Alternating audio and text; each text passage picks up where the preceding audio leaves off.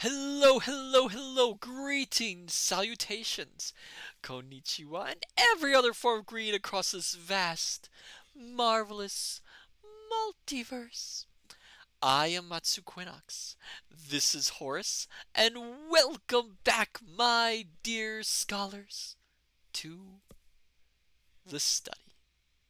I hope you're all well this fine evening or morning or afternoon or whatever manner of time situation you're in. Oh, hello there, Julian. Welcome. Ahoy, me mateys. Yes, I. Ahoy, ahoy, ahoy, me mateys. Private Maverick, hello there. Firefly. Good evening, Firefly. Aseo already doing the radio voice. All right. Hello there, Aseo. Let me get myself a little bit of hydration for it. Aseo, I got tacos. Good. Okay.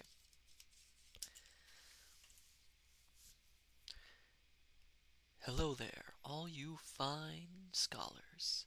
This is Radio Matsu, bringing you the latest stories, books, and entertainment. Tonight I hope you are all ready and relaxed to enjoy some Treasure Island by Robert Louis Stevenson. So sit back, relax, have a hot or cold beverage, kick back, and enjoy some pirate stories. That's here at Radio Matsu, the only place where you can find entertainment from this part of the Omniverse. I hope you enjoy it. Blah blah freak. Hi Horace, I love you. Oh, I'm glad. Horace says he loves you as well. Julian20, I love tacos. Who doesn't love tacos? Hello, Darth. Hello, Darth. Yo ho ho, and a bottle of rum. Oh yes, which, as we know, comes from this book. How are you all doing? I hope you're doing well.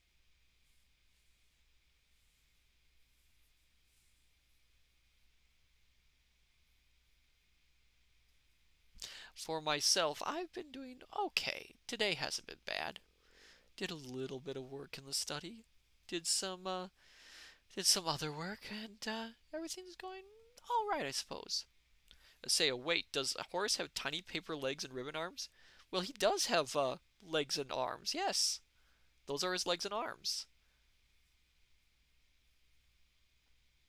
Yeah, those are his. Well, he doesn't call them tiny, but he does have legs and arms, as you can see. Although the ribbon does help with extra holding.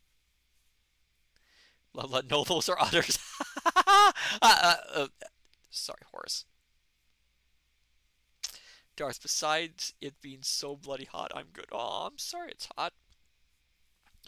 Iseo, he just got so cuter for me. Aw, yes, yes. Horace is my friend, companion, and my buddy. So yeah, I suppose you could say he's cute. I suppose. Blah blah. Iseo is so cool. Yes, I agree. Iseo is quite cool. FT Wastes and Mascot. Hello there, Wastes. Welcome. Good to see you. Yes, he is our mascot, and he's always helpful. I think, in fact, sometimes he has it better put together than I do. Oh my goodness. Glad to have you all here. I know the scheduling has been a little bit unusual, but it was worth it. We had a lot of fun at last on Monday's collab stream, which was wonderful. Thank you, FT Wastes, for coming. You were a wonderful, wonderful guest, and I was absolutely honored to have you here at the study.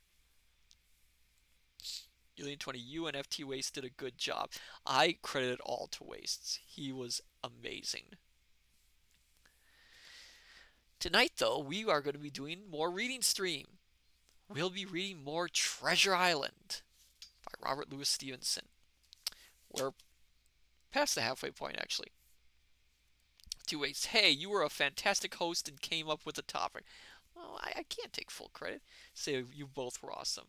Blah blah. How many bits to give that globe back there a good spin? I don't know. I never thought about that, honestly. Two ways. Don't you shortchange it. I won't have it all. I think we could battle back and forth over who's better tonight. uh, Blah blah. I don't have an answer for that. However you want, I guess. I mean, I really can't spin it. I tried. It's a little bit jammed. Two ways, but excited for the reading. Oh yes, we are. We're a little bit past the halfway point. In fact, we're starting a new part of the book. Blah blah. I always spin a globe when I'm in the same room with it. Honestly, I do as well. It's fun. So, last time we read, the pirates, well, mutineers, pirates, what have you, were finally attacking the the stock the stockade where our heroes have holed themselves up. It was quite a bad battle. It was quite a yeah, can't talk. It was quite a battle as well. But the question is, what fares our heroes next? So, my dear scholars, are you ready for more buccaneering action, more pirates, more excitement on the high seas, or in this case, on an island? Excuse me.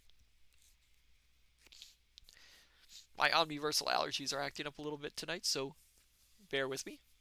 FT Way CR Julian 20 paces of 8. Well now, then my dear scholars, sit back, relax, have a hot or cold beverage, have a bit of a snack as well. Treat yourself. Darth, yeah, I'm like blah blah. If I see a globe, me spin it. Also, Newton Cradle, I love playing with Newton balls. Those are fun. Sit back, relax, have a hot or cold beverage, and have a snack while you're at it. It's no good enjoying a good story on an empty stomach. And let us begin our reading of Treasure Island by Robert Louis Stevenson. Part 5, My Sea Adventure.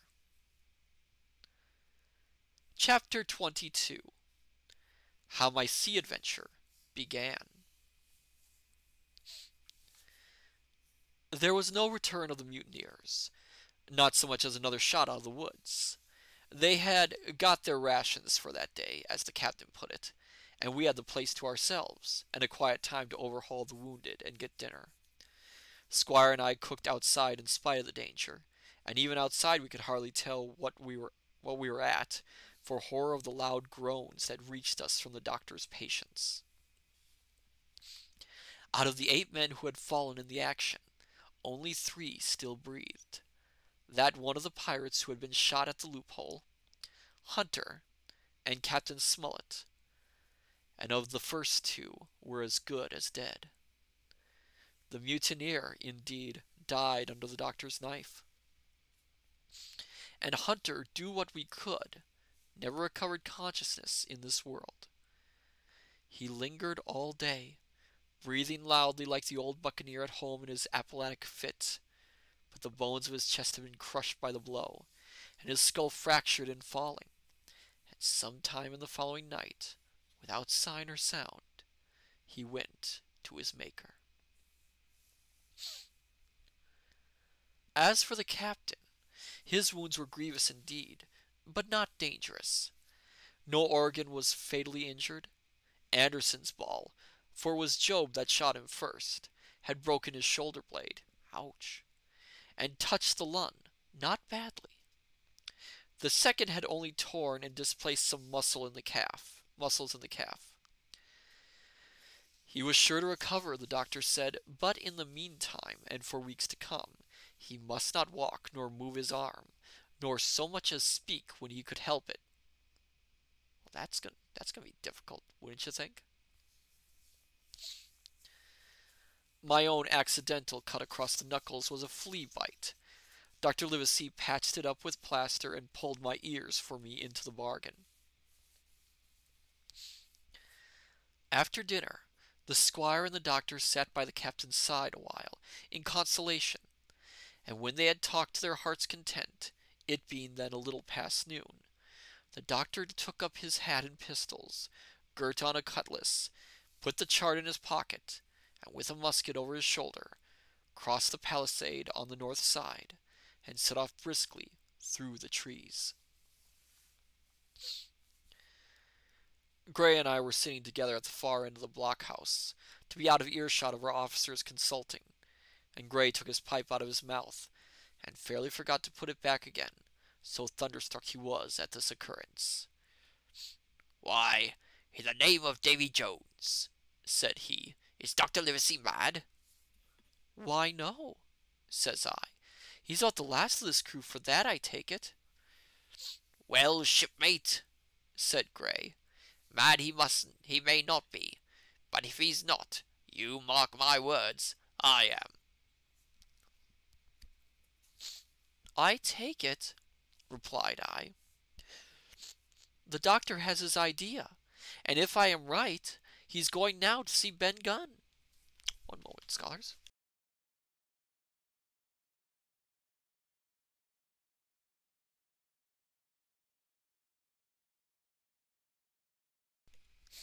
Ooh.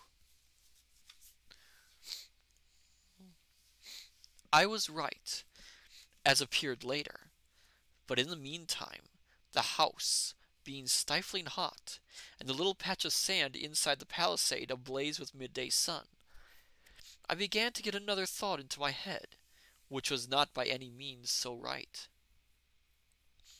What I began to do was to envy the doctor, walking in the cool shadow of the woods, with the birds about him and the pleasant smell of the pines, while I sat grilling, with my clothes stuck to the hot resin, and so much blood about me, and so many poor dead bodies lying all around, that I took a disgust of the place that was almost as strong as fear.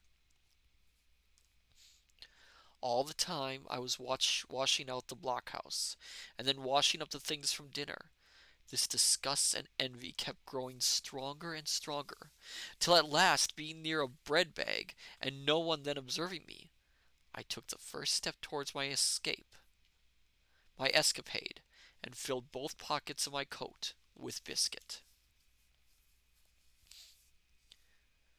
I was a fool, if you like, and certainly I was going to do a foolish, overbold act, but I was determined to do it with all the precautions in my power. These biscuits, should anything befall me, would keep me, at least, from starving till far on in the next day. The next thing I laid hold of was a brace of pistols, and as I already had a powder horn and bullets, I felt myself well supplied with arms. As for the scheme I had in my head, it was not a bad one in itself. I was to go down the sandy spit that divides the anchorage on the east from the open sea, find the white rock I observed last evening, and discern whether it was there or not that Ben Gunn had hidden his boat, a thing quite worth doing, as I still believe. But as I was certain I should not be allowed to leave the enclosure, my only plan was to take French leave. Not sure what French leave means. And slip out when nobody was watching. And that was so bad a way of doing it as made the thing itself wrong.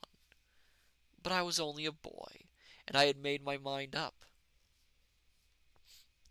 Well, as things at last fell out, I found an admirable opportunity. The squire and Gray were busy helping the captain with his bandages. The coast was clear. I made a bolt for it over the stockade and into the thickest of the trees, and before my absence was observed, I was out of cry of my companions. This was my second folly, far worse than the first, as I left but 2 sound men to guard the house. But like the first, it was a help towards saving all of us. F.T. Waste, take French leave as apparently to just leave without announcement or drawing attention. Interesting. I wonder where the term came from. That would be an interesting thing to research, I would think. Thank you, F.T. Wastes. I took my way straight for the east coast of the island, for I was determined to go down the seaside of the spit to avoid all chance of observation from the anchorage. It was already late in the afternoon, although still warm and sunny. As I continued to thread the tall woods, I could hear from far up before me not only the continuous thunder of the surf, but a certain tossing of foliage and grinding of boughs, which showed me the sea breeze had set in higher than usual. Soon cool draughts of air began to reach me, and a few steps farther I came forth into the open borders of the grove, and saw the sea lying blue and sunny to the horizon, and the surf tumbling and tossing its foam along the beach. FTWA, so an Irish goodbye, which nation does it belong to? I'm not sure. Yulin 20, not a Minnesota goodbye for sure. FTWA's or a Midwestern goodbye. I've heard of those terms, and I can guess what you mean by it.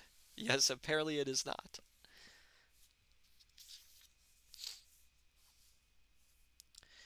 I have never seen the sea quiet round Treasure Island. The sun might blaze overhead, the air be without a breath, the surface smooth and blue, but still these great rollers would be running along all the external coast, thundering and thundering by day and night, and I scarce believe there is one spot in the island where a man would be out of earshot of their noise. I walked along beside the surf with great enjoyment, till, thinking I was now got far enough to the south, I took the cover of some thick bushes, and crept warily up to the ridge of the spit. Behind me was the sea. In front the anchorage. The sea breeze, as though it had the sooner blown itself out of its unusual violence, was already at an end. It had been succeeded by light, variable airs from the south and southeast, carrying great banks of fog, and the anchorage under lee of Skeleton Island lay still and leaden as when first we entered it. The Hispaniola in that unbroken mirror was exactly portrayed from the trunk to the waterline, the Jolly Roger hanging from her peak. Alongside lay one of the gigs, silver in the stern sheets. Him I could always recognize, while a couple of men were leaning over the stern bulwarks, one of them with a red cap, the very rogue that I had seen some hours before stride legs upon the palisade. Apparently they were talking and laughing, though at that distance, upward of a mile, I could of course hear no word of what was said. All at once there began the most horrid, unearthly screaming, which at first startled me badly, though I had soon remembered the voice of Captain Flint, and even thought I could make out the bird by her bright plumage as she sat perched upon her master's wrist. Soon after, the jolly boat shoved off and pulled for shore, and the man with the red cap and his comrade went below by the cabin companion. Just about the same time, the sun had gone down behind the spyglass, and as the fog was collecting rapidly, it began to grow dark in earnest. I saw I must lose no time if I were to find the boat that evening.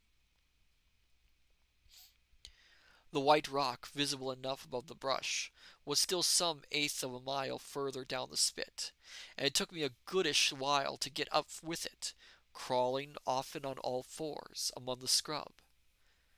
Night had almost come when I had laid my hand on its rough sides. Right below it there was an exceedingly small hollow of green turf, hidden by banks and excuse me, and a thick underwood about knee-deep, that grew there very plentifully, and in the center of the dell, sure enough, a little tent of goat skins, like what the gypsies carry about with them in England. Excuse me, again. I dropped into the hollow, lifted the side of the tent, and there was Ben Gunn's boat. Homemade, if ever anything was homemade. A rude lopsided framework of tough wood, and stretched upon that a covering of goatskin, with the hair inside. The thing was extremely small even for me, and I could hardly imagine that it could have floated with a full-sized man. There was one thwart set as low as possible, a kind of stretcher in the bows, and a double paddle for propulsion. I had not then seen a coracle, such as the ancient Britons made, but I have seen one since, and I can give you no fairer idea of Ben Gunn's boat than by saying it was like the first and the worst coracle ever made by man. But the great advantage of the coracle it certainly possessed, for it was exceedingly light and portable. Well now, well, excuse me, well, now that I had found the boat, you would have thought that I had had enough of truity. Excuse me. Let me get this word right, my dear scholars. Truantry, for once. But in the meantime I had taken another notion, and become so obstinately fond of it that I would have carried it out. I believe in the teeth of Captain Smollett himself. This was to slip out under. Yeah, I misread that. My goodness. But in the meantime I had taken another notion, and become so obstinately fond of it that I would have carried it out, I believe, in the teeth of Captain Smollett himself. This was to slip out under cover of the night, cut the Hispaniola adrift, and let her go ashore where she fancied. I had quite made up my mind that the mutineers, after the repulse of the morning, had nothing nearer their hearts than to up anchor and away to sea. This I thought it would be a fine thing to prevent, and now that I had seen how they left their watchmen unprovided with a boat, I thought it might be done with little risk. Down I sat to wait for darkness, and made a hearty meal of biscuit. It was a night out of 10,000 for my purpose. The fog had now buried all heaven. As the last rays of daylight dwindled and disappeared, absolute blackness settled down on Treasure Island. And when at last I shouldered the coracle and groped my way stumbling out of the hollow where I had supped, there were but 2 points visible on the whole anchorage. One was the great fire on shore by which the defeated pirates lay carousing in the swamp. The other, a mere blur of light upon the darkness, indicated the position of the anchored ship. She had swung round to the ebb. Her bow was now toward me. The only lights on board were in the cabin, and what I saw was merely a reflection on the fog of the strong rays that flowed from the stern window. The ebb had already run some time, and I had to wade through a long belt of swampy sand, where I sank several times above the ankle, before I came to the edge of the retreating water, and wading a little way in, with some strength and dexterity, set my coracle keel downwards on the surface. Let me get another little drink.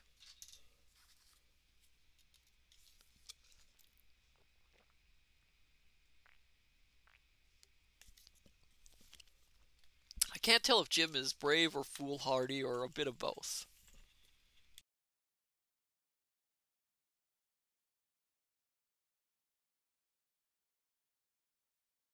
Oh, hello there, Crusader Corrupted. Welcome! Oh, and Crusader Corrupted, if I haven't forgotten, happy birthday to you, Crusader. You're just in time for Treasure Island. We just finished the first chapter for the evening,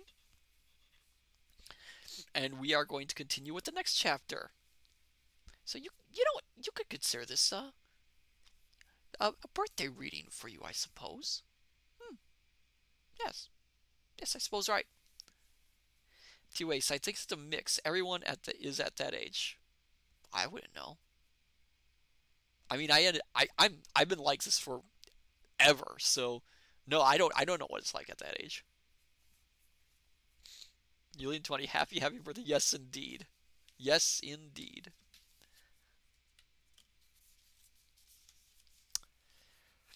Chapter 23.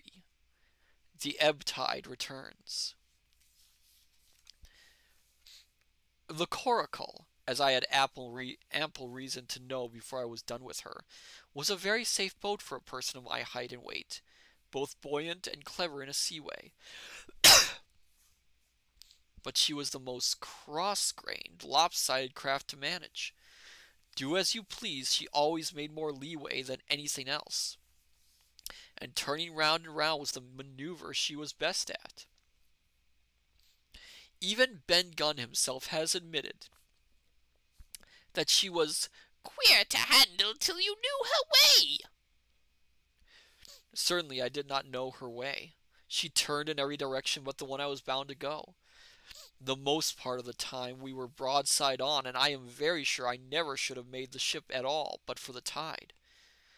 By good fortune, paddle as I pleased, the tide was still sweeping me down, and there lay the Hispaniola, right in the fairway, hardly to be missed. First she loomed before me like a blot of something yet blacker than darkness. Then her spars and hull began to take shape, and the next moment, as it seemed, for the further I went, the brisker grew the current of the ebb, I was alongside of her hawser, and had laid hold. The hawser was as taut as a bowstring, so strong she pulled upon her anchor. I'm guessing the hawser is the rope that the anchor is attached to. All round the hull in the blackness the rippling current bubbled and chattered like a little mountain stream.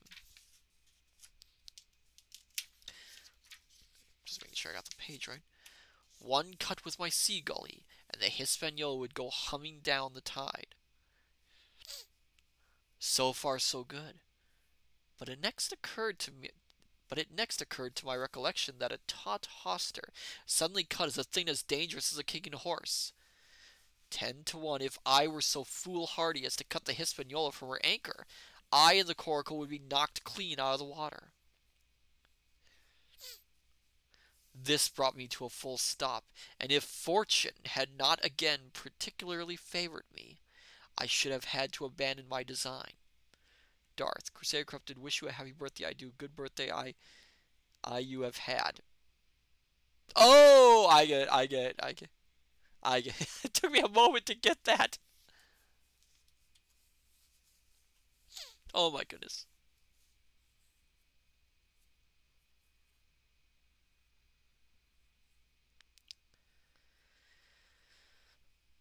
Where am I? Oh, there we go. And if fortune had not again particularly favored me, I should have had to abandon my design. But the light airs which had begun blowing from the southeast and south had hauled round after nightfall into the southwest. Just while I was meditating, a puff came, caught the Hispaniola, and forced her up into the current, and to my great joy I felt the hawser slacken in my grasp, and the hand by which I held it dip for a second under water. With that I made my mind up, took out my gully, opened it with my teeth, and cut one strand after another till the vessel only swung by two. Then I lay quiet, waiting to sever these last, when the strain should be once more lightened by a breath of wind. All this time I had heard the sound of loud voices from the cabin, but to say truth, my mind had been so entirely taken up with other thoughts that I had scarcely given ear. Now, however, when I had nothing else to do, I began to pay more heed. One I recognized for the coxswain, Israel Hands, that had been Flint's gunner in former days. The other was, of course, my friend of the red nightcap. Both men were plainly the worst of drink, and they were still drinking, for even while I was listening, one of them, with a drunken cry, opened the stern window and threw out something, which I divined to be an empty bottle. But they were not only tipsy. It was plain they were furiously angry. Oaths flew like hailstones, and every now and then there came forth such an explosion as I thought were sure to end in blows. But each time the quarrel passed off, and the voices grumbled lower for a while, until the next crisis came, and in its turn passed away without result. On shore, I could see the glow of the great campfire burning warmly through the shoreside trees. Someone was singing a dull old droning sailor's song, with a droop and a quaver at the end of every verse, and seemingly no end to it at all, but the patience of the singer. I had heard it on the voyage more than once, and remembered these words: "But one man of her crew alive, what put to sea with 75?" And I thought it was a ditty rather too joyfully appropriate for a company that had met such cruel losses in the morning. But indeed, from what I saw, all these buccaneers were as callous as the sea they sailed on.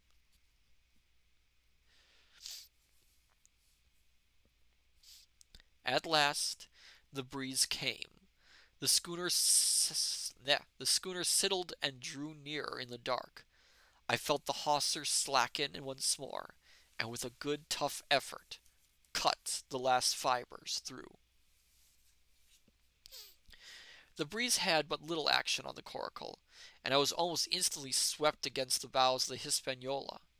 At the same time the schooner began to turn upon her heel, spinning slowly, end for end, across the current. I wrought like a fiend, for I expected every moment to be swamped, and since I found I could not push the coracle directly off, I now shoved straight astern. At length I was clear of my dangerous neighbor, and just as I gave the last impulsion, my hands came across a light cord that was trailing overboard across the stern bulwarks. Instantly I grasped it. Why I should have done so, I can hardly say.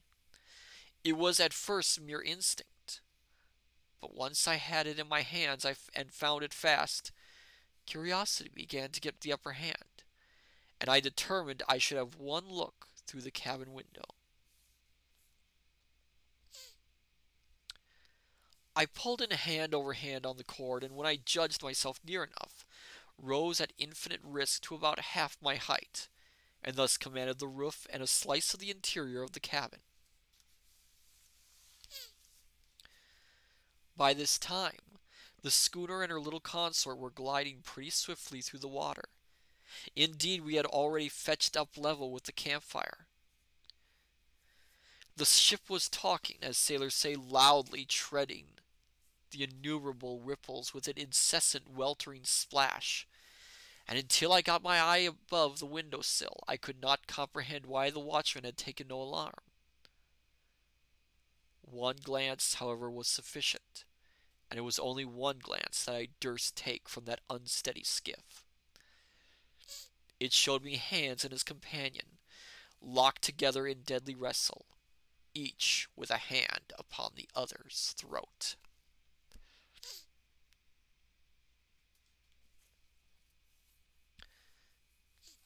I dropped upon the thwart again, none too soon, for I was nearly overboard.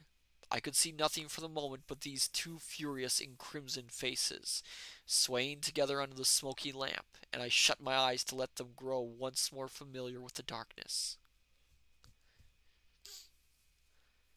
The endless ballad had come to an end at last, and the whole diminished company about the campfire had broken into the chorus I had heard so often. 15 men on the dead man's chest, yo ho ho, and a bottle of rum. Drink and the devil had done for the rest, yo ho ho, and a bottle of rum. I was just thinking how busy Drink and the devil were at that very moment in the cabin of the Hispaniola, when I was surprised by a sudden lurch of the coracle.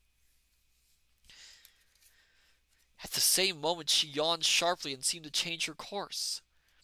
The speed in the meantime had strangely increased. I opened my eyes at once.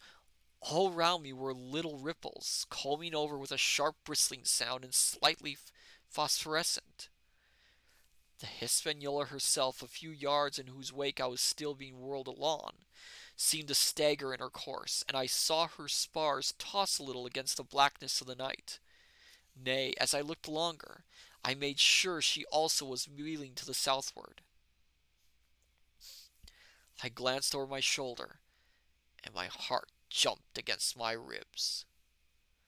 There, right behind me, was the glow of the campfire. The current had turned at right angles, sweeping round along with it the tall schooner and the little dancing coracle, ever quickening, ever bubbling higher, ever muttering louder. It went spinning through the narrows for the open sea. Suddenly, the schooner in front of me gave a violent yaw, turning perhaps through 20 degrees, and almost at the same moment one shout followed another from on board. I could hear feet pounding on the companion ladder, and I knew that the two drunkards had at last been interrupted in their quarrel, and awakened to a sense of their disaster. I laid down flat in the bottom of that wretched skiff, and devoutly recommended my spirit to its Maker. At the end of the straits I made sure we must fall into some bar of raging breakers, where all my troubles could be ended speedily. And though I could, perhaps, bear to die, I could not bear to look upon my fate as it approached. So I must have laid for hours, continually beaten to and fro upon the billows, now and again wetted with flying sprays, and never ceasing to expect death at the next plunge. Gradually weariness grew upon me, a numbness, an occasional stupor, fell upon my mind even in the midst of my terrors, until sleep at last supervened, and in my sea-tossed coracle I lay, and dreamed of home, and the old Admiral Benbow. Let me get another drink of water. Oh my goodness. This whole scene is kind of in the 1950 adaptation. I don't recall if it's in the Muppet Treasure Island adaptation.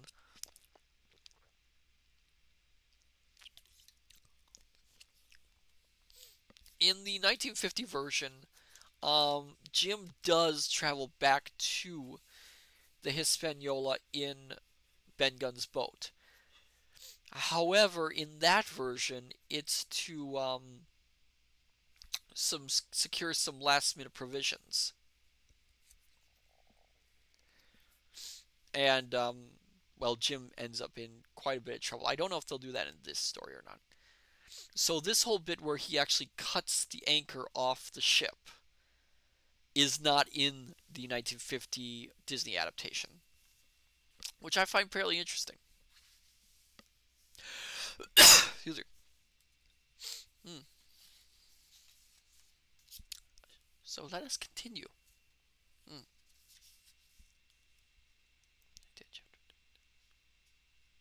So this is our third chapter, I think. Chapter 24. The Cruise of the Coracle. It was broad day when I awoke, and found myself tossing at the southwest end of Treasure Island. The sun was up, but was still hid from me behind the great bulk of the spyglass, which on this side descended almost to the sea in formidable cliffs. Hull Bowline Head and Mizzenmast Hill were at my elbow, the hill bare and dark, the head bound with cliffs 40 or 50 feet high, and fringed with great masses of falling rock. I was scarcely a quarter of a mile to seaward, and it was my first thought to paddle in and land.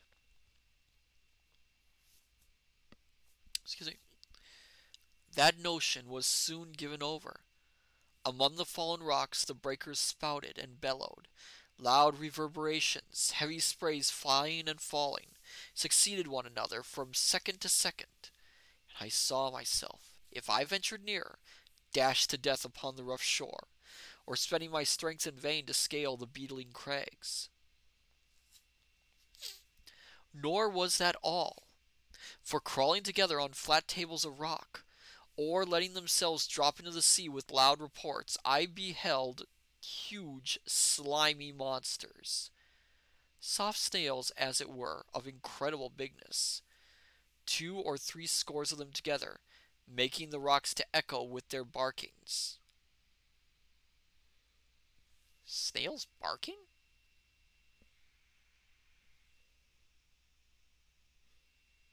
What? I don't think a snail can bark.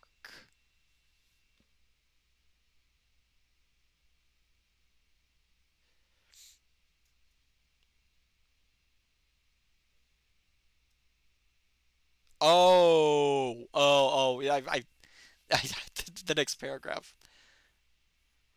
Oh my goodness. Oh boy.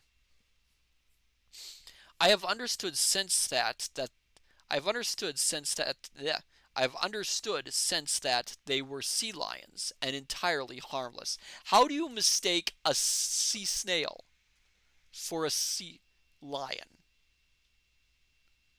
I mean, my goodness. How is that even possible? That seems like such a strange thing. But the look of them, added to the difficulty of the shore and the high running of the surf, was more than enough to disgust me of that landing place. I felt willing rather to starve at sea than to confront such perils. Actually, that's a smart move. I mean, sea lions, honestly, not the friendliest animals if you get on the bad side of them. In the meantime, I had a better chance, as I supposed, before me. North of Hull Bowline Head, the land runs in a long way, leaving at low tide a long stretch of yellow sand. To the north of that, again, there comes another cape, Cape of the Woods, as it was marked upon the chart, buried in tall green pines, which descended to the margin of the sea. I remembered what Silver had said about the current that sets northward along the whole west coast of Treasure Island, and seeing from my position I was already under its influence, I preferred to leave Hull Bowline Head behind me, and reserve my strength for an attempt to land upon the kindlier looking Cape of the Woods.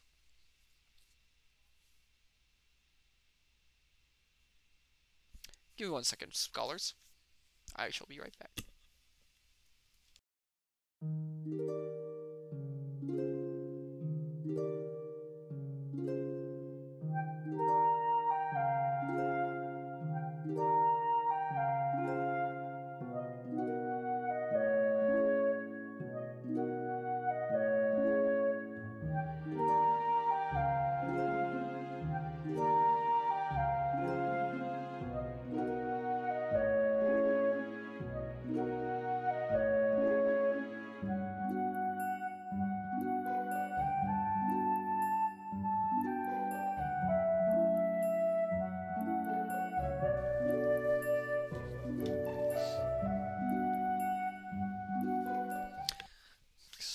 Excuse me, dear scholars. Oh my goodness.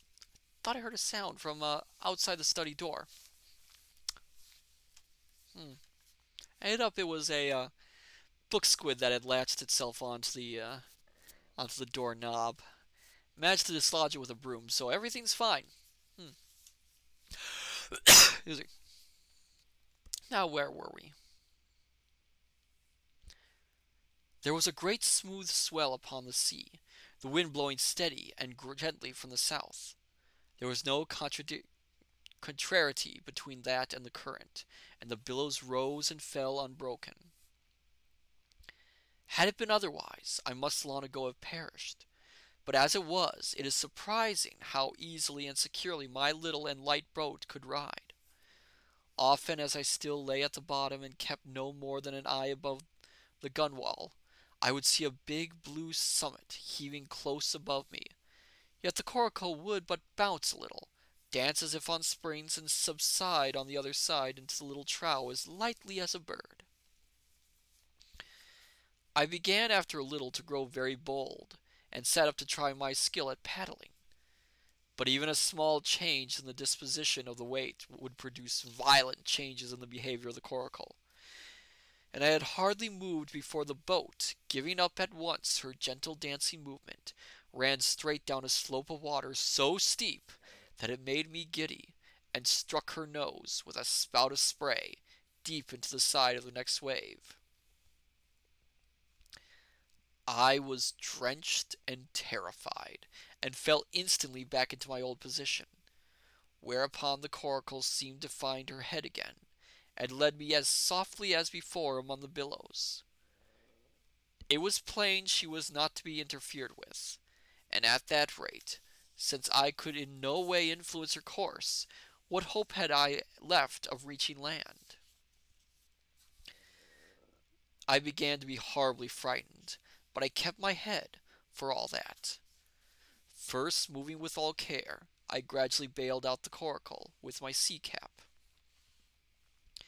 Then, getting my eye once more above the gunwale, I set myself to study how it was she managed to slip so quietly through the rollers. I found each wave, instead of the big, smooth, glossy mountain it looks from shore, or from a vessel's deck, was for all the world like any range of hills on the dry land, full of peaks and smooth places and valleys.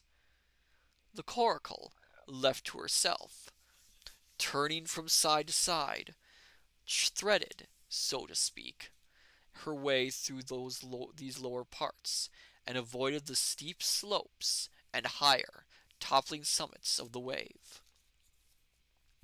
Well now, thought I to myself, it is plain I must lie where I am, and not disturb the balance, but it is plain also that I can put the paddle over the side, and from time to time, in smooth places, give her a shove or two towards land. No sooner thought upon than done. There I lay on my elbows, in the most trying altitude, and every now and again gave a weak stroke or two to turn her head to shore.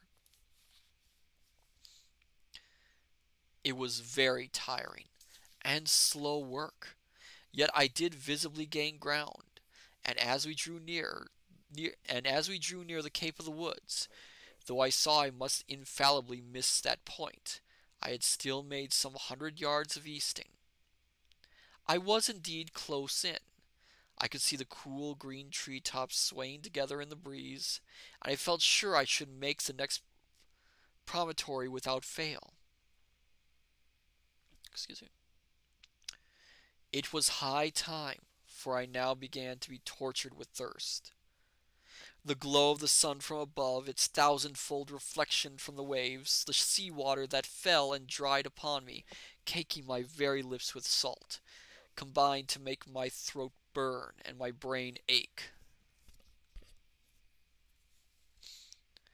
The sight of the trees so near at hand had almost made me sick with longing. But the current had soon carried me past the point, and as the next reach of sea opened out, I beheld a sight that changed the nature of my thoughts.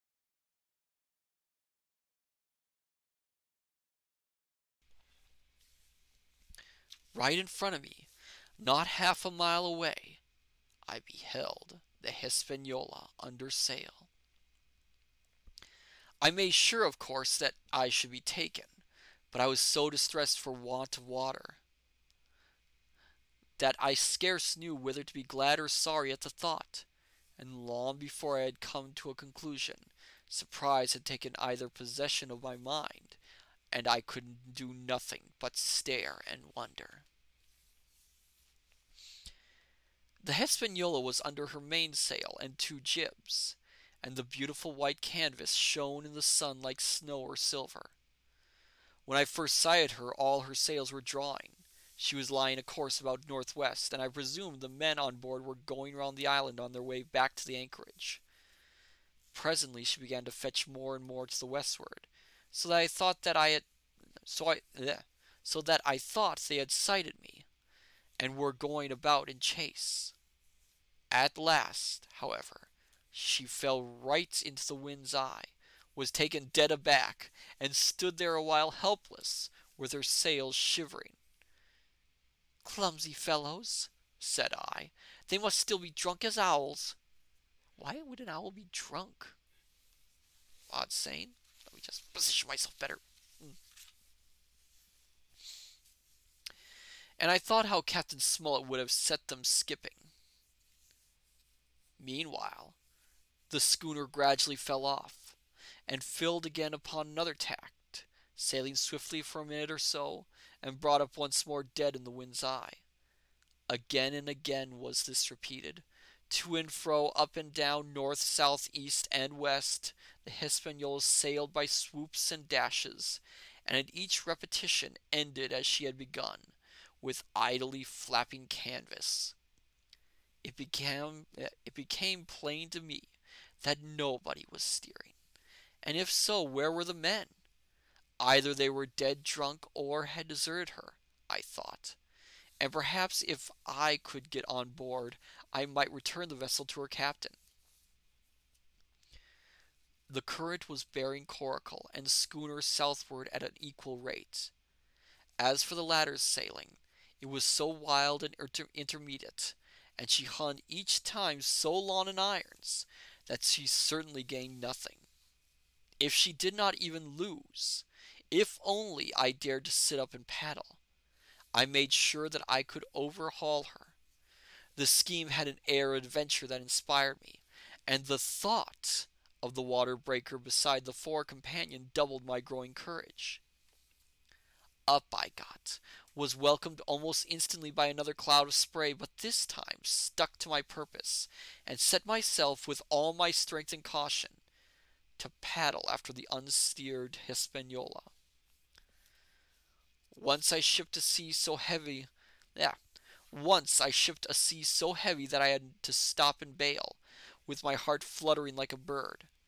But gradually I got into the way of the thing, and guided my coracle among the waves, with only now and then a blow upon her bows, and a dash of foam in my face. I was now gaining rapidly on the schooner. I could see the brass glisten on the tiller as it banged about, and still no soul appeared upon her decks. I could not choose but suppose she was deserted. If not, the men were lying drunk below, where I might batten them down, perhaps, and do what I chose with the ship. For some time she had been doing the worst thing possible for me, standing still. She headed nearly due south, yawning, of course, all the time. Each time she fell off her sails partially filled, and these brought her in a moment right to the wind again. I have said this was the worst thing possible for me, for helpless as she looked to this situation, with the canvas cracking like cannon, and the blocks trundling and banging on the deck, she still continued to run away from me, not only with the speed of the current, but by the whole amount of her leeway, which was naturally great. But now, at last, I had my chance. The breeze fell, for some seconds, very low, and the current gradually turning her, the Hispaniola revolved slowly round her center, and at last presented me her stern, with the cabin windows still gaping open, and the lamp over the table still burning on into the day. The mainsail hung drooped like a banner. She was stock still, but for the current. For the last little while I had even lost, but now redoubling my efforts, I began once more to overhaul the chase. I was not 100 yards from her, when the wind came again like in a clap. She filled on the port tack, and was off again, stooping and skimming like a swallow. My first impulse was one of despair, but my second was toward joy. Round she came till she was broadside on to me, round still till she had covered a half, and then 2/3, and then 3/4 of the distance that separated us. I could see the waves boiling white under her forefoot. Immensely tall she looked to me from my low station in the coracle. And then, of a sudden, I began to comprehend. I had scarce time to think, scarce time to act and save myself. I was on the summit of one swell when the schooner came stooping over the next. The bowsprit was over my head. I sprang to my feet and leaped, stamping the coracle under water. With one hand I caught the jib boom, while my foot was lodged between the stay and the brace, and as I still clung there, panting, a dull blow told me that the schooner had charged down upon and struck the coracle, and that I was left without retreat on the Hispaniola.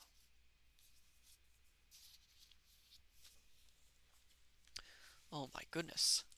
So he lost his boat. Yeah, I think we're edging on the foolhardy side of things.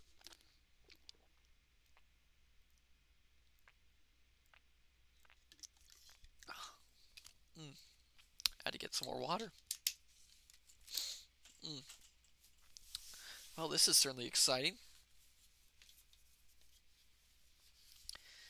So Jim has left the safety of his mates, taken a ship which barely works, and has got himself marooned essentially on a ship that may be full of pirates. Good job there, Jim. Good thinking.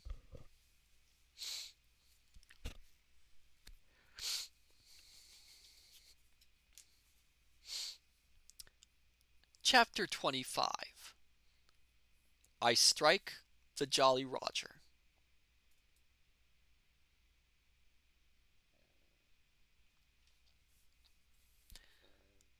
I had scarce gained a position on the bowsprit when the flying jib flapped and filled upon the other tack with a report like a gun.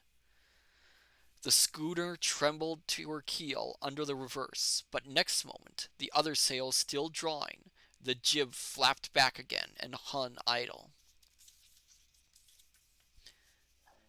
This had nearly tossed me off into the sea, and now I lost no time, crawled back along the bowsprit, and tumbled foremost on the deck. I was on the lee side of the forecastle, and the mainsail, which was still drawing, concealed from me a certain portion of the afterdeck. Not a soul was to be seen. The planks, which had not been swabbed since the mutiny, bore the print of many feet, and an empty bottle, broken by the neck, tumbled to and fro like a live thing in the scuppers. Suddenly, the Hispaniola came right into the wind. The jibs behind me cracked aloud, the rudder slammed to, the whole ship gave a sickening heave and shudder, and at the same moment the main boom swung inboard, the sheet groaning in the blocks, and showed me the lee afterdeck. There were the two watchmen, sure enough, Redcap on his back, as stiff as a handspike, with his arms stretched out like those of a crucifix, and his teeth showing through his open lips. His rail hands propped against the bulwarks, his chin on his chest, his hands lying open before him on the deck, his face as white under its tan as a tallow candle. For a while the ship kept buckling and saddling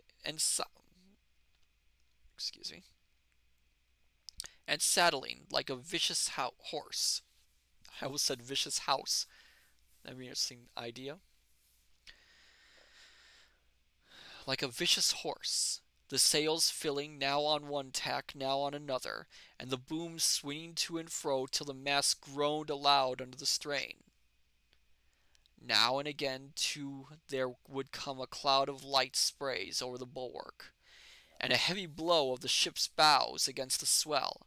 So much heavier weather was made of it by this great-rigged ship than by my home-made lopsided coracle, now gone to the bottom of the sea.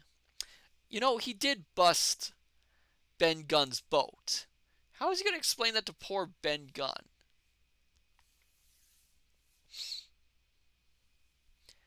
At every jump of the schooner, Redcap slipped to and fro. But what was ghastly to behold, Neither his attitude nor his fixed teeth disclosed grin was any way disturbed by this rough usage. Julian 20, poor Ben. Yes, poor Ben indeed.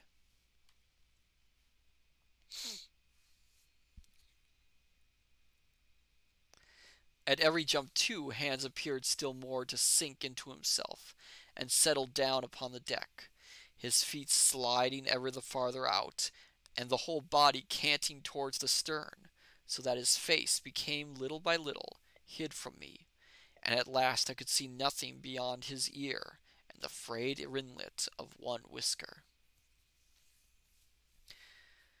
At the same time I observed around both of them splashes of dark blood upon the planks, and began to feel sure that they had killed each other in their drunken wrath. While I was thus looking and wondering in a calm moment, when the ship was still, Israel Hands turned partially round, and with a low moan writhed himself back to the position in which I had seen him first. The moan, which told of pain and deadly weakness, and the way in which his jaw hung open, went right to my heart. But when I remembered the talk I had overheard from the apple barrel, all pity left me. I walked aft until I reached the mainmast. "Come aboard, Mr. Hands," I said ironically. Not sure if this is smart of Jim to do. He rolled his eyes round heavily, but he was too far gone to express surprise. All he could do was to utter one word. "Brandy." It occurred to me there was no time to lose, and dodging the boom as it once more lurched across the deck, I slipped aft and down the companion stairs into the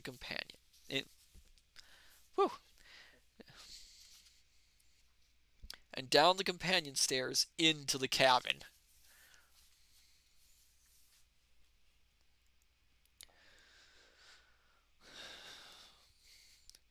It was such a scene of confusion as you could hardly fancy. All the lock-fast places had been broken open in quest of the chart. The floor was thick with mud, where ruffians had sat down to drink or consult after wading in the marshes round their camp. The bulkheads, all painted in clear white and beaded round with gilt, bore a pattern of dirty hands. Dozens of empty bottles clinked together in corners to the rolling of the ship. One of the doctor's medical books lay open on the table, half of the leaves gutted out, I suppose, for pipe lights. In the midst of all this, the lamp still cast a smoky glow, obscure and brown as umber. I went into the cellar. All the barrels were gone, and of the bottles a most surprisingly number had been drunk out and thrown away.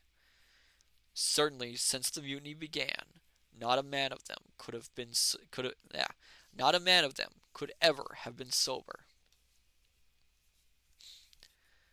Foraging about, I found a bottle with some brandy left, for Hans, and for myself I routed out some biscuit, some pickled fruits, a great bunch of raisins, and a piece of cheese. With these I came on deck, put down my own stock behind the rudder head, and well out of the coxswain's reach, went forward to the water breaker, and had a good deep drink of water, and then, and not till then, gave Hans the brandy. He must have drunk a gill before he took the bottle from his mouth. "Aye," said he, "by thunder, but I wanted some of that." I had sat down already in my own corner and began to eat. "Much hurt?" I asked him. He grunted, or rather I might say, he barked.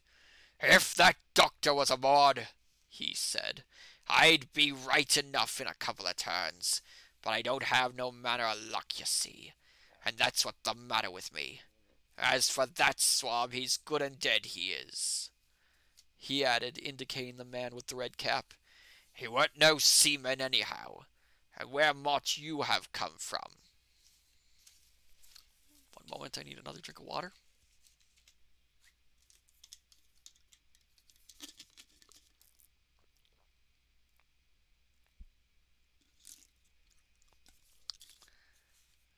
Darth, coxswain's reach. I heard that correctly, right?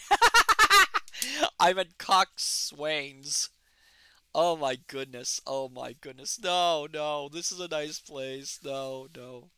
None of that talk. Oh my goodness.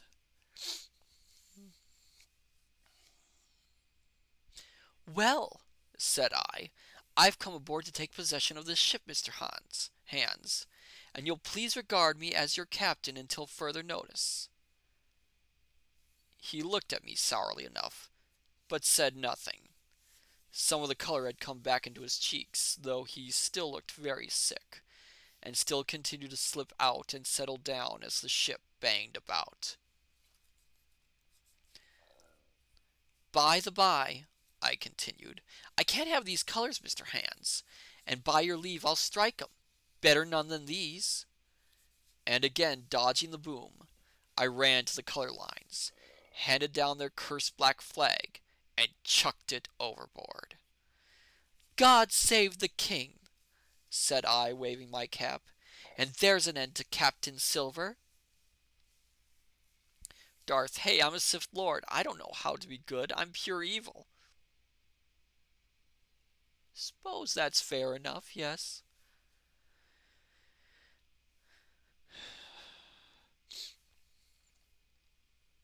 He watched me keenly and slyly, his chin all the while on his breast. I reckon, he said at last, I reckon, Captain Hawkins, you'll kind of want to get ashore now. Suppose we talks. Suppose we talks. Why, yes, says I, with all my heart, Mr. Hans. Say on. And I went back to my meal with a good appetite. This man, he began, nodding feebly at the corpse. O'Brien were his name, a rank Islander. This man and me got the canvas on her, meaning for to sail her back. Well, he's dead now. He is, as dead as bilge, and who's to sail this ship, I don't see. Without I gives you a hint. You ain't that man as far as I can tell. Now look here. You gives me food and drink, an old scarf or handkerchief to tie my wound up, you do, and I'll tell you how to sail her. And that's about square all round, I take it. I'll tell you one thing, says I. I'm not going back to Captain Kidd's anchorage. I mean to get into North Inland and beach her quietly there. To be sure you did, he cried. Why, I ain't sich an infernal lubber after all. I can't see, can't I? I can see, can't I? I've tried my Flynn, I have, and I've lost, and it's you has the wind of me. North Inlet? Why, I haven't no chance, nort I. I'd help you sail her up to Execution Dock, by thunder, so I would. He's playing you, Jim. Don't listen to him. He's playing you. Well, as it seemed to me, there was some sense in this. We struck our bargain on the spot. Oh, boy. Jim. In 3 minutes I had the Hispaniola sailing easily before the wind along the coast of Treasure Island, with good hopes of turning the northern point ere noon, and beating down again as far as North Inlet before high water, when we might beach her safely, and wait till the subsiding tide permitted us to land. Then I lashed the tiller, and went below to my own chest, where I got a soft silk handkerchief of my mother's. With this, and with my aid, Hans bound up the great bleeding stab he had received in the thigh, and after he had eaten a little, and had a swallow or two more of the brandy, he began to pick up visibly, and straighter up, spoke louder and clearer, and looked in every way another man. The breeze served us admirably. We skimmed before it like a bird, the coast of the island flashing by, and the view changing every minute. Soon we were past the highlands, and bowing beside low, sandy country, sparsely dotted with dwarf pines, and soon we were beyond that again, and had turned the corner of the rocky hill that ends the island on the north. I was greatly elated with my new command, and pleased with the bright sunshiny weather, and these different prospects of the coast. I had now plenty of water, and good things to eat, and my conscience, which had smitten me hard for my desertion, was quieted by the great conquest I had made. I should, I think, have had nothing left me to desire, but for the eyes of the coxswain, as they followed me derisively about the deck, and the odd smile that appeared continually on his face. It was a smile that had in it something both of pain and weakness, a haggard old man's smile. But there was, beside that, a grain of derision, a shadow of treachery in his expression, as he craftily watched and watched and watched me at my work. So, my dear scholars, I'm going to give you a choice. The next chapter that we're going to read is a little bit longer than the previous chapters, and we might have a little bit of time to finish it, or we can stop here for the evening a little bit earlier.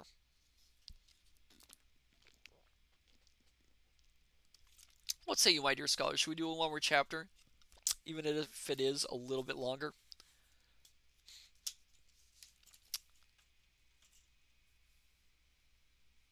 FT Waste. How many remain after this next one? Okay, we are going into chapter 26.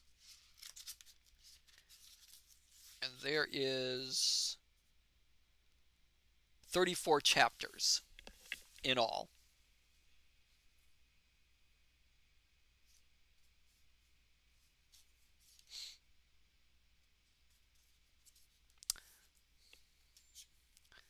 Darth says one more chapter. Okay, we can do one more chapter. This one's just a little bit longer than the other ones. Get my energy up. 2 wastes. I think we can get one more in. Yeah. All right. Chapter 26. Israel Hands. Israel Hands. That's his name. Israel Hands. The wind serving us to a desire, now hauled into the west. We could run so much the easier from the northeast corner of the island to the mouth of the north inlet. Only as we had no power to anchor, and dared not beach her till the tide had flowed a good deal farther, time hung on our hands. The coxswain told me how to lay the ship to.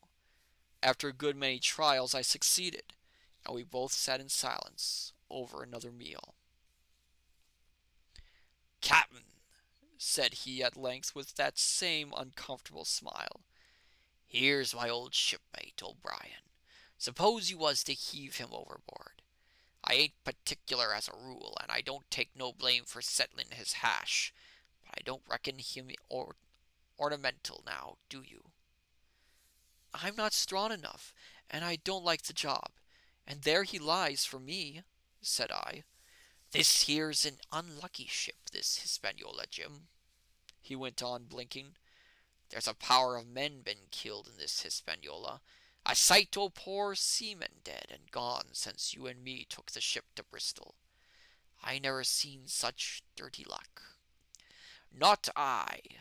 There was this here O'Brien, now he's dead, ain't he? Well, now, I'm no scholar, and you're a lad as can read and figure. And to put it straight, do you take it as a dead man is dead for good, or do he come alive again?"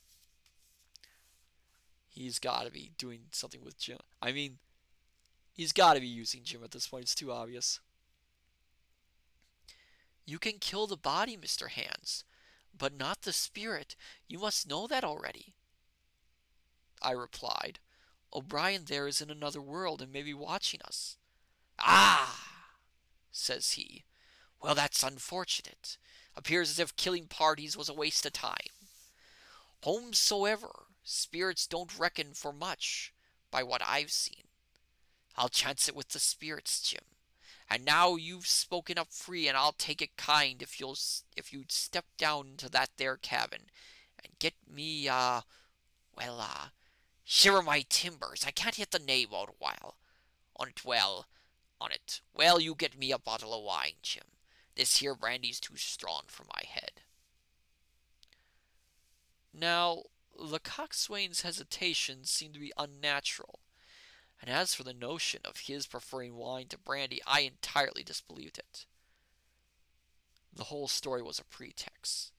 He wanted me to leave the deck, so much was plain, but with what purpose I could in no way imagine. Jim's a little smarter than I figured. His eyes never met mine. They kept wandering to and fro, up and down, now with a look to the sky, now with a flitting glance upon the dead O'Brien. All the time he kept smiling and putting his tongue out in the most guilty, embarrassed manner, so that a child could have told that he was bent on some deception. I was prompt with my answer, however, for I saw where my advantage lay, and that with a fellow so densely stupid I could easily conceal my suspicions to the end. "Some wine?" I said. "Far better. Will you have white or red?"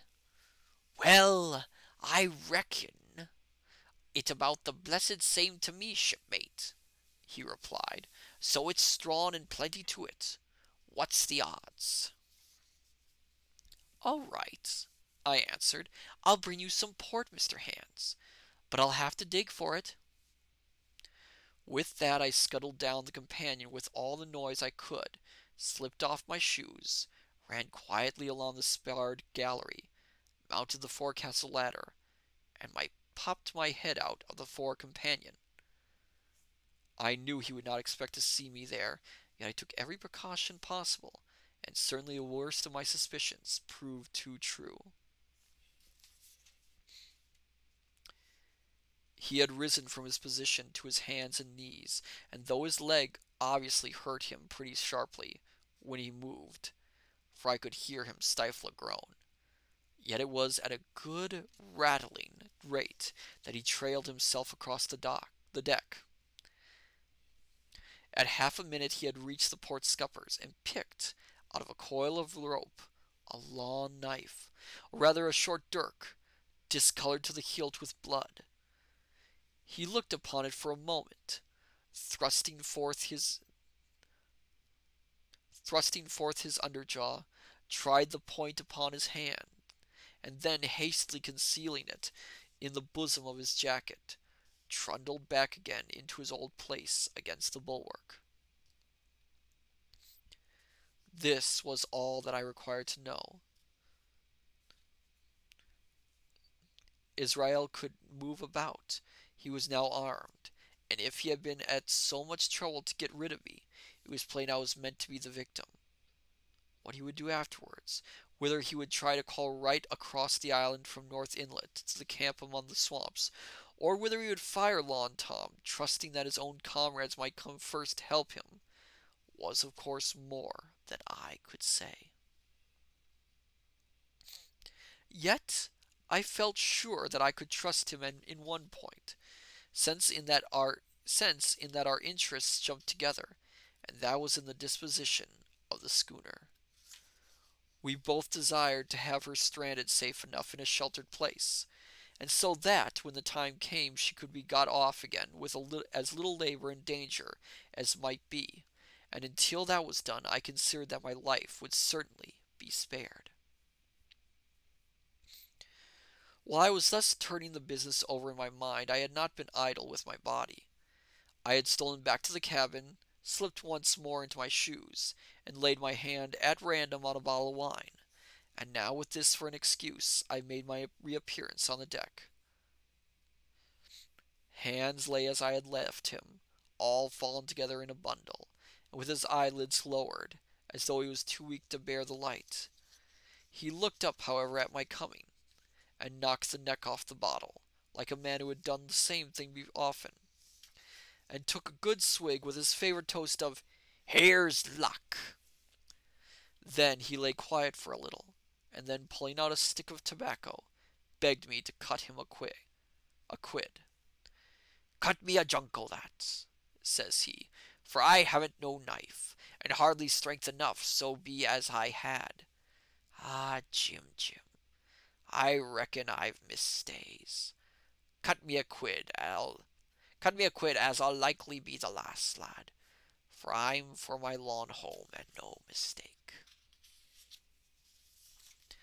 Well, said I, I'll get you some tobacco, but if I was you and thought myself so badly, I would go to my prayers like a Christian man. Why? Said he. Now you tell me why. Why? I cried. You were asking me just now about the dead. You've broken your trust. You've lived in sin and lies and blood. You're a man. There's a man you. Yeah. Excuse me. There's a man you killed lying at your feet this moment, and you ask me why? For God's mercy, Mr. Hands. That's why. I spoke with a little heat, thinking of the bloody dirk he had hidden in his pocket, and designed in his ill thoughts to end me with. He, for his part, took a great draught of the wine, and spoke with the most unusual solemnly. For 30 years, he said, I've sailed the seas, and seen good and bad, better and worse, fair weather and foul, provisions running out, knives going, and what not. Well, now I tell you, I never seen good come o' goodness yet. Him as strikes first is my fancy. Dead men don't bite. Them's my views. Amen. So be it. And now you look here, he added, suddenly changing his tone. We've had about enough of this foolery. The tide's made good enough by now. You just take my orders, Captain Hawkins, and we'll sail slap in and be done with it. All told, we had scarce 2 miles to run, but the navigation was delicate, and the entrance of this northern anchorage was not overly narrow and shoal, but lay east and west, so that the schooner must be nicely handled to be got in. I think I was a good, prompt subaltern, and I am very sure that Hans was an excellent pilot, for he went about and dodged in, shaving the banks with a certainty and a neatness that was pleasure to behold. Get another drink of water.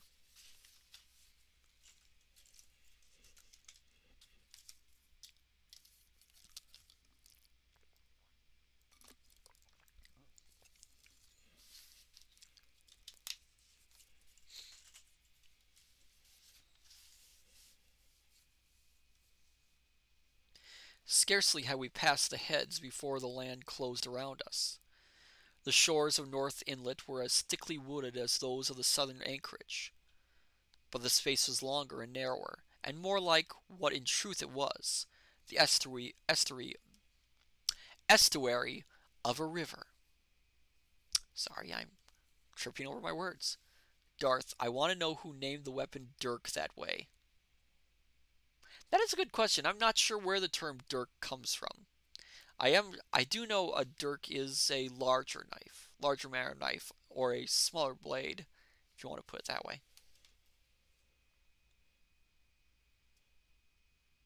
Where was I? What in truth it was, the estuary of a river. Right before us, at the southern end, we saw the wreck of a ship in the last stages of sorry? dilapidation. It had been a great vessel of 3 masts, but had lain so long exposed to the injuries of the weather that it was hung about with great webs of dripping seaweed, and on the deck of it bushes had taken root, and now flourished thick with flowers. It was a sad sight, but it showed us that the anchorage was calm. Now, said Hans, look there. There's a pet bit for us to beach a ship in. Fine flat sand, never a cat's paw, trees all around of it, and flowers a-blowing like a garden on that old ship. And once beached, I inquired, how shall we get her off again? "Why so?" he replied. "You take a line ashore there on the other side at low water. Take a turn about one o' them big pines. Bring it back, take a turn round the capstan, and lie to for the tide. Come high water, all hands take a pull upon the line, and off she comes as sweet as nater. Now, boy, you stand by. We're near the bit now. She's too much way on her. Starboard a little, so. Steady. Starboard, larboard a little. Steady, steady." So he issued his commands, which I breathlessly obeyed, till, all of a sudden, he cried, "Now, my hearty luff!" and I put the helm hard up, and the Hispaniola swung round rapidly and ran stem on for the low wooded shore. The excitement of these last maneuvers had somewhat interfered with the watch I had kept hitherto, sharply enough upon the coxswain. Even then I was still so much interested, waiting for the ship to touch, that I had quite forgot the peril that hung over my head, and stood craning over the starboard bulwarks, and watching the ripples spreading wide before the bows. I might have fallen without a struggle for my life, had not a sudden disquietude seized upon me, and made me turn my head. Perhaps I had heard a creak, or seen his shadow moving with the tail of my eye. Perhaps it was an instinct like a cat's, but sure enough, when I looked round, there was Hans, already halfway towards me with the dirk in his right hand. Darth, a dirk is a long-bladed thrusting dagger. Yes. We must both have cried out loud when our eyes met, but while mine was the shrill cry of terror, his was a roar of fury like a charging bull's. At the same instant he threw himself forward, and I leapt sideways towards the bow. As I did so, I left hold of the tiller, which sprang sharp to leeward, and I think this saved my life, for it struck Hans across the chest, and stopped him, for the moment, dead. Before he could recover, I was safe out of the corner where he had me trapped, with all the deck to dodge about. Just forward of the mainmast I stopped, drew a pistol from my pocket, took a cool aim, and though he had already turned and was once more coming directly after me, and drew the trigger. The hammer fell, but there followed neither flash nor sound. The priming was useless with seawater. That's the problem with having a weapon like that with you when you're going through water. I mean, they kind of hint at it earlier, don't they? When the boat that he was in got water in it. So that's when it got soaked. Lady Yumi 92, I made it. Welcome, Lady Yumi, welcome. We are on our last chapter for the evening. But welcome, glad to see you here.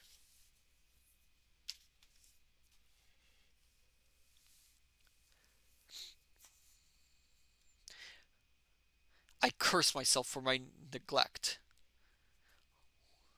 Why had not I, long before, reprimed and reloaded my only weapons? Then I should not have been, as now, a mere fleeing sheep before this butcher.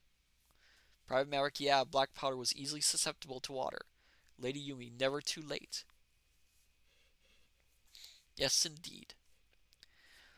Wounded as he was, it was wonderful how fast he could move, his grizzled hair tumbling over his face, and his face itself as red as a red ensign with his haste and fury. I had no time to try my other pistol, nor indeed much inclination, for I was sure it would be useless. One thing I saw plainly, I must not simply retreat before him, or he would speedily hold me boxed into the bows, as a moment since he had so nearly boxed me in the stern. Once so caught, and 9 or 10 inches of the blood-stained dirk would be my last experience on this side of eternity. I placed my palms against the mainmast, which was of goodish bigness. Okay, Robert Louis Stevenson, I know you're an excellent writer, but the term goodness, bigness, that's a bit much. I mean, I know there are many more descriptive terms you can use for a large mast, but goodness bigness.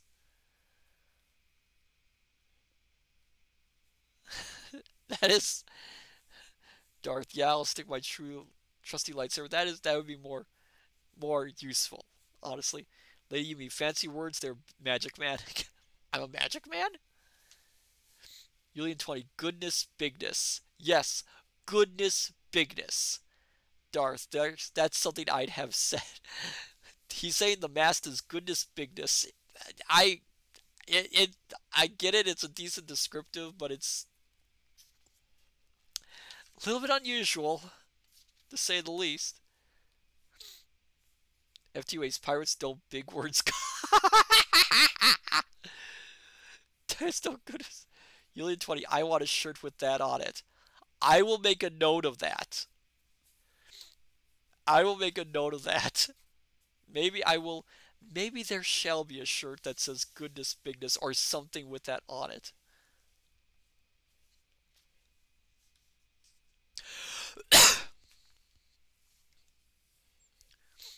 Which was of a goodness bigness, there we go again, and weighted every nerve upon the stretch.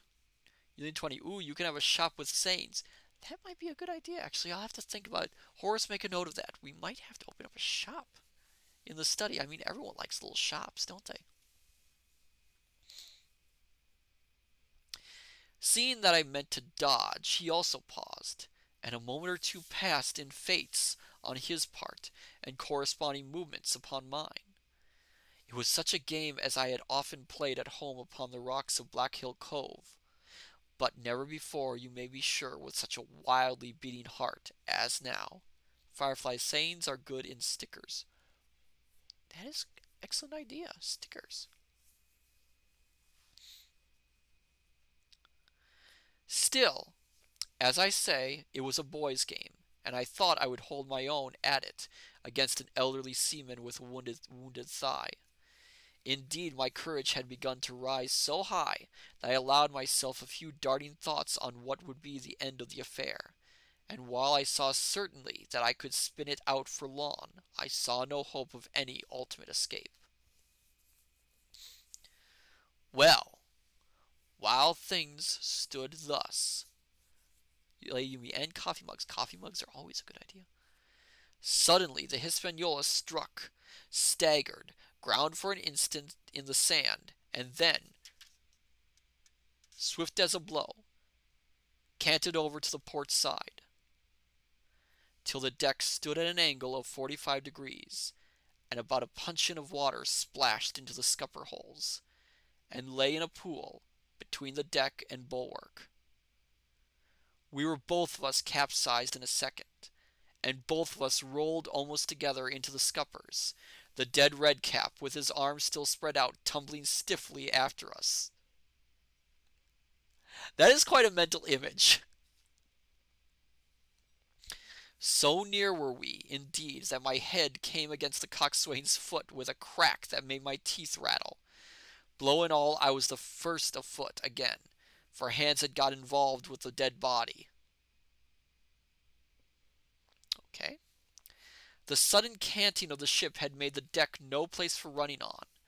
I had to find some new way of escape, and that upon the instant, for my foe was almost touching me. Quick as thought, I sprang into the mizzen shrouds, rattled up hand over hand, and did not draw a breath till I was seated on the cross trees. I had been saved by being prompt. The dirk had struck not half a foot below me, as I pursued my upward flight, and there stood Israel Hands, with his mouth open and his face upturned to mine, a perfect statue of surprise and disappointment. Now that I had a moment to myself, I had lost no time in changing the priming of my pistol, and then, having one ready for service, and to make assurance doubly sure, I proceeded to draw the load of the other, and recharge it afresh from the beginning. My new employment struck Hands all of a heap. He began to see the dice going against him, and after an obvious hesitation, he also hauled himself heavily into the shrouds, and with the dirk in his teeth began slowly and painfully to mount. You see? It cost him no end of time and groans to haul his wounded leg behind him, and I had quietly finished my arrangements before he was much more than a third of the way up. Then, with a pistol in either hand, I addressed him. "One more step, Mr. Hands," said I, "and I'll blow your brains out. Dead men don't bite, you know," I added with a chuckle. Darth. Okay, I keep hearing coxswain when we read that bit, or part of the ship. Can someone type or say what the correct pronunciation or word is? The word is coxswain. Hold on. Can one of you, dear scholars, type in the word, please? So that our dear Darth may see what the pronunciation actually is. It would be much appreciated. Lady Yumi. Oh, you almost have it. Lady Yumi, coxswain. That's how it's pronounced. But that's not how it's spelled. So you're close. Coxswain, coxswain. It's one of the two. FT Waste, coxswain. That's how it's spelled. Thank you. He stopped instantly. I could see by the working of his face that he was trying to think, and the process was so slow and laborious that in my newfound security I laughed aloud. At last, with a swallow or two, he spoke, his face still wearing the same expression of extreme perplexity. In order to speak, he had to take the dagger from his mouth, but in all else he remained unmoved. "Jim," says he, "I reckon we're fouled, you and me, and we'll have to sign articles. I'd have had you but for that there lurch, but I don't have no luck, nor not I, and I reckon I'll have to strike, which comes hard, you see, for a master mariner to a ship's younker like you, Jim." Firefly, in modern dictionary, it's coxswain. I was drinking in his words and smiling away, as conceited as a cock upon a wall, when all in a breath, back went his right hand over his shoulder. Something sang like an arrow through the air. I felt a blow and then a sharp pain, and then I was pinned by the shoulder to the mast. Oh my goodness, Jim.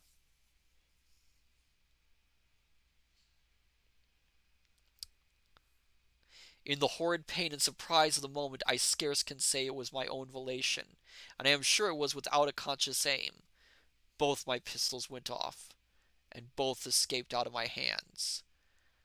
They did not fall alone. With a choked cry, the coxswain, and now he spells it in the other way. That's odd. The coxswain loosed his grasp upon the shrouds, and plunged head first into the water. Bye-bye, Israel Hands. Well, oh my goodness. Oh, that was quite a read. So, my dear scholars, let us go to the chat room to close out our evening. Welcome back. Oh, that took a lot of energy for me to do. For some reason, this evening it took a lot of energy to do this reading. 20. Maybe I should go for a walk. Walk might be an excellent idea for you. Yeah. So we're getting very near to the end of the book. I think we have about 2 streams left of this.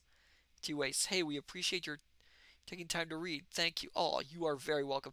I do this all for you, my marvelous scholars. It's all for you. Yeah,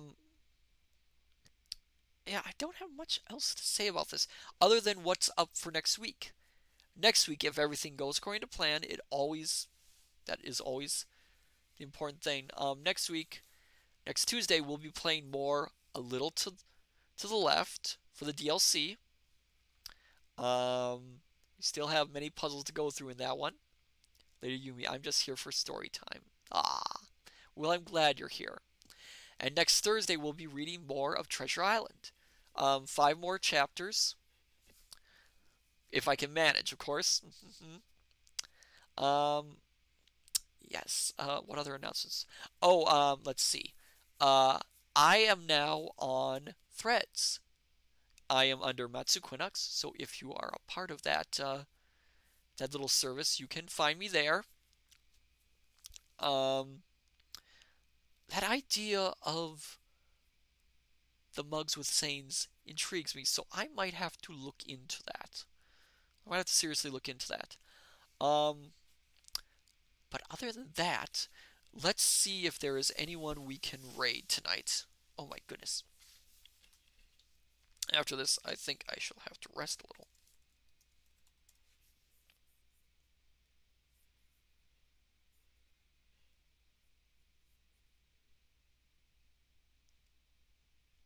Who can we raid?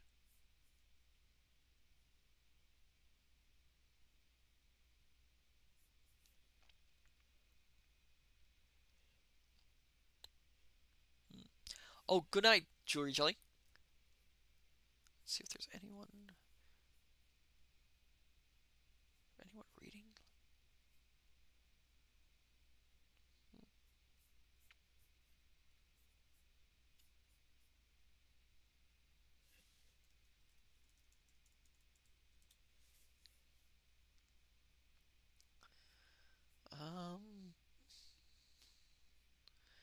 Seen anyone? Give me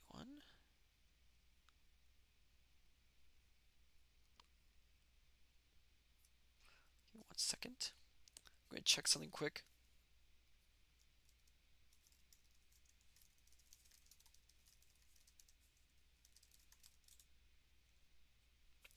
I need to check with another fine person. I will just see if we can.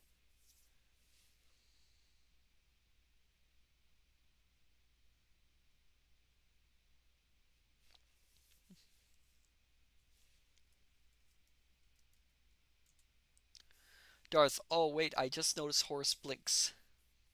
Yes, he does. He blinks a lot. Um. Hmm.